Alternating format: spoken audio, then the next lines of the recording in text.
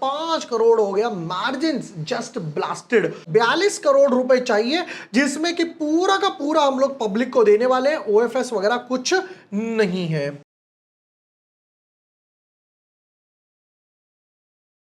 जय हिंद। काफी लोगों ने हमसे ये रिक्वेस्ट किया था कि सर आप मेन बोर्ड आईपीओ के एनालिसिस बनाते हो एंड ग्रेस ऑफ गॉड अच्छे भी जाते हैं, आप एसएमई आईपीओ के वीडियोस क्यों नहीं बनाते। देखो यार, मैं एसएमई आईपीओ के वीडियोस दो रीजन से नहीं बनाता। पहला रीजन, मुझे लगता है कि 80% एसएमई आईपीओ जो होते हैं वो रिग्ड होते हैं। रिग्ड का मतलब है कि भाई मैन्युपुलेटेड बोलो, बहुत हाई वैल्यूएशंस पर आते हैं। और दूसरा सबसे बड़ा रीजन मुझे लगता है कि भाई अलॉटमेंट बहुत ही कम मिलती है। 100 200 को ना सब्सक्राइब हो जाते हैं, मतलब 200 में से किसी एक को मिल पाता है, और वो लोग भी क्या करते हैं, लिस्टिंग गेन पर लेकर निकल जाते हैं।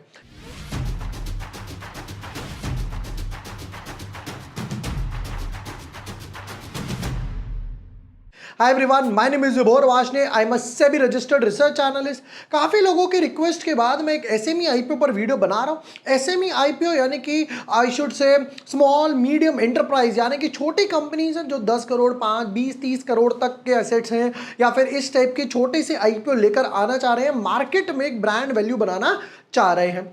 इन आईपीओज में एक अच्छी बात है कि भाई आप लिस्टिंग डे पर सेल कर सकते हो, ऐसा कोई लॉक इन वगैरह नहीं रहता है। एक ऐसा आईपीओ जो मुझे पर्सनली लगता है बहुत अच्छे सेक्टर से है, मैं पर्सनली अप्लाई करूंगा ही करूंगा। इसको आप लिस्टिंग गेन के साथ साथ लॉन्ग टर्म के लिए भी रख सकते हो। कौन सा आईपीओ है, कंपनी का बिजनेस मॉडल क्या है, पीयर कंपैरिजन क्या है, फाइनेंशियल्स क्या है, अभी तक कितना ओवर सब्सक्राइब हुआ, let's deep dive in our analysis. But yes, before moving at, अगर अभी तक आपने चैनल सब्सक्राइब नहीं किया है या न्यू यूजर हो, तो यहां पर आपको सारे आईपीओ के वीडियोस मिल जाएंगे। मार्केट में जो एक मूवमेंट चल रहा है जिसकी वजह से क्या मार्केट क्रैश हो सकता है, आईपीओ टू स्टार्टअप्स बहुत अच्छा पॉडकास्ट है वशीष भाई के साथ। आईपीओ लिस्टिंग डे स्ट्रैटेजी, यहां पर 4 आईपीओ बताए थे, 3 डॉट टू डॉट गए, एक आधा ऊपर नीचे हुआ। विक्रन इंजीनियरिंग देख सकते हो, फिर उसके बाद एनलॉन हेल्थ हो गया, 5 आईपीओ कंपैरिजन, पेटीएम, स्विगी, सब आपको कुछ ऑन द बोर्ड वगैरह मिल जाएगा। देखो मैं क्यों बोल रहा हूं कि भाई मुझे लगता है आईपीओस मैन्युपुलेटेड वगैरह होते हैं। देखो जैसे यहां पर ये एलजीटी बिजनेस कनेक्शंस आया था, यहां पर मैंने एलजीटी बिजनेस कनेक्शंस के लिए, जब इसका जीएमपी ऑलरेडी 9 10 15% चल रहा था, मैंने क्या कहा कि भैया इसको अवॉइड करना है। सिंपल एक वर्ड लिख के छोड़ दिया कि हमें इसे अप्लाई नहीं करना है। रीजन क्या निकला, LGT SME asked to avoid and got listed with 20% loss, और उसके बाद भी लोअर सर्किट में चिपक गया। इसलिए मैं थोड़ा सा एसएमई आईपीओ से दूर रहता हूं, बाकी मेन बोर्ड तो मैं वगैरह डालता ही रहता हूं। चलिए अब टेबल की बात करते हैं। अगर यहां पर देखो इतने सारे एसएमई आईपीओज आ रहे हैं, एनआईएस, ग्लोबटाया, फिर उसके बाद साथ करंट इंफ्रा हो गया, ओवल, एब्रिल, ये वो, हमें कौन सा लगाना है। मैंने जिस पे फोकस करा सारा कुछ पढ़ने के बाद, वो मिला current infra projects. Reason, water treatment, water recycling, water engineering sector से है। शुरू करते हैं। कहते हैं 2013 में अभी अभी आए हैं, Current Infra Projects is an infrastructure and renewable energy company offering civil, mechanical, electrical, water engineering services. The company specialises in engineering, procurement, construction, यानी कि EPC services, providing comprehensive solutions in solar, electrical, water, civil EPC projects including interior works, road, furniture and all on fixed sum turnkey basis वगैरह, जिसमें कहते हैं कि भाई engineering, consulting, mechanical, plumbing, ये वो सारा कुछ हम बनाकर देंगे। जैसे कि इसको ऐसे समझते हैं कोई बड़ी हाउसिंग सोसाइटी बन रही है, डीएलएफ फ्लोर या कोई भी बड़ी हाउसिंग सोसाइटी बना रहा है, जिसमें भाई कम से कम 10 तो विंग है, हर विंग में कम से कम 50 100 फ्लैट्स हैं। उसमें भाई इनकी जरूरत पड़ेगी कि सारा वाटर का हिसाब वगैरह आप बना कर दीजिए कि किसी को भी पानी वगैरह की प्रॉब्लम वगैरह नहीं आनी चाहिए। 100 से ज्यादा एम्प्लॉइज, कहते the company has completed projects totalling 23,209 lakhs। Cut short बोलूं तो यहां पर 232 करोड़ ये लोग बोल रहे हैं। ये अभी तक प्रोजेक्ट ऑलरेडी कंप्लीट कर चुके हैं, बाकी ऑनगोइंग वगैरह देखते हैं कैसे आता है। कुछ इंपॉर्टेंट डेट्स की बात करें तो देखिए, कहते हैं कि भाई आईपीओ ओपन होगा यहां पर 26 तारीख को, फिर 27 तारीख की छुट्टी, 28 29 को आईपीओ के लिए और डेट्स मिलेंगे, फिर उसके बाद सैटरडे संडे आएगा, 1 तारीख को अलॉटमेंट आएगी, किस किस को लकी लॉटरी मिलती है, फिर 2 तारीख को रिफंड और शेयर्स, और 3 सितंबर को लिस्ट होने वाला है। नेक्स्ट पार्ट पर कहते हैं कि भाई हमारा जो फेस वैल्यू है वो 10 रुपीज पर शेयर है, 80 रुपीज प्राइस बैंड है। अब आपने देखा यहां पर 2 प्राइस बैंड नहीं थे, सिंगल प्राइस बैंड था। 90% मुझे ऐसा लगता है आगे जाकर down the line, 2 years 3 years 5 years down the line, main board में भी एक ही प्राइस मिलेगा 200 250 जो भी प्राइस है कि भैया प्राइस बैंड नहीं मिलेगा, एक प्राइस मिलेगा, लेना है लो, नहीं लेना मत लो। कहते हैं 1600 शेयर्स का एक बंडल है। अच्छा एक चीज बता देता हूं, एसएमई आईपीओज में जो ट्रेडिंग होगी वो लॉट साइज में होगी, मतलब जो ट्रेडिंग होगी वो 1600 के मल्टीपल्स में होगी। 1600 32 हो गया, फिर 48 एंड सो ऑन। आप ऐसा नहीं कर सकते कि 1600 मिल गए, चलो एक काम करता हूं मैं 800 शेयर सेल कर देता हूं और 800 में यहां पर रोक लेता हूं, नहीं, जो ट्रेडिंग होगी वो पूरा 1600 के मल्टीपल्स में होगी। उसके बाद कहते हैं कि पूरा का पूरा फ्रेश इशू है, 41.80 ऑलमोस्ट 42 करोड़ रुपए चाहिए, जिसमें कि पूरा का पूरा हम लोग पब्लिक को देने वाले हैं, ओएफएस वगैरह कुछ नहीं है। नेक्स्ट पार्ट पर आते हैं। पहले जरा कैटेगरी की बात कर ले। अभी देखिए सेबी ने नया रूल लेकर आ गए, पहले एक आप प्लॉट लगा सकते थे, यानी अगर आप 1 लाख से नीचे 1-1.5 लाख तक एप्लीकेशन चलती थी, अब कहते हैं भैया 2 लाख से ऊपर जाएगी ही जाएगी। रिटेल वालों को मिनिमम आपको 2 लॉट लगाने पड़ेंगे, 2,56,000 है। अच्छा अब इसमें एक और कंफ्यूजन आता है मन में कि भाई मैं लगा तो 2 लॉट रहा हूं, क्या मैं, मुझे अलॉटमेंट मिल गई 2 लॉट की, तो क्या 1 लॉट होल्ड करके 1 लॉट सेल कर सकता हूं? आंसर इज यस, कर सकते हो, कोई लॉक इन नहीं है। उसके ऊपर जाना है तो स्मॉल एचएनआई या बिग एचएनआई कैटेगरी में जाना पड़ेगा। फिर यहां पर बोलते हैं कि आउट ऑफ विच ये क्यूआईबी को गया है इतना पार्ट, जो वो एक्स इंकम यानी क्यूआईबी, फिर उसके बाद इतना पार्ट एचएनआई को 13% एचएनआई और 32% जो है वो रिटेल वालों के लिए इन्होंने यहां पर रखा हुआ है। ये एंकर इन्वेस्टर हो गए म्यूचुअल फंड वाले। प्रमोटर होल्डिंग्स की बात करें, कहते हैं जी 97 अभी है, उसके बाद हमारे पास 70% रह जाएगा। एंकर इन्वेस्टर की बात करें तो 11.62 था, पूरी एंकर बुक ऑलरेडी यहां पर इनकी फिल हो चुकी। अब बताओ फाइनेंशियल्स पे, देखिए यहां पर इन्होंने 1 साल का फाइनेंशियल्स दिया है, जब नीचे की तरफ गए तो एक और साल का फाइनेंशियल्स वगैरह मिल गया। ये आ गया वो एक और साल का फाइनेंशियल्स 2023 का, 2024 का और ऊपर 2025 का है। टुकड़ों में काम बांट रखा है, पहले यहां समझ लेते हैं फिर ऊपर लेकर जाऊंगा। यहां पर बात करते तो कहते जी पहला हमारा था एसेट्स 35 का, बढ़ के हो गया 42 का, इनकम थी 61 की, बढ़ के हो गई 77 की, प्रॉफिट आफ्टर टैक्स पहले सिर्फ 1.5 करोड़ के आसपास था, सीधा 5 करोड़ हो गया, margin just blasted 8% margin, EBITDA 3 और ये हो गया 8। बोरोइंग्स की बात करें तो बोरोइंग्स भी बढ़ी, 8 से लेकर 12 के आसपास बोरोइंग्स हो गई।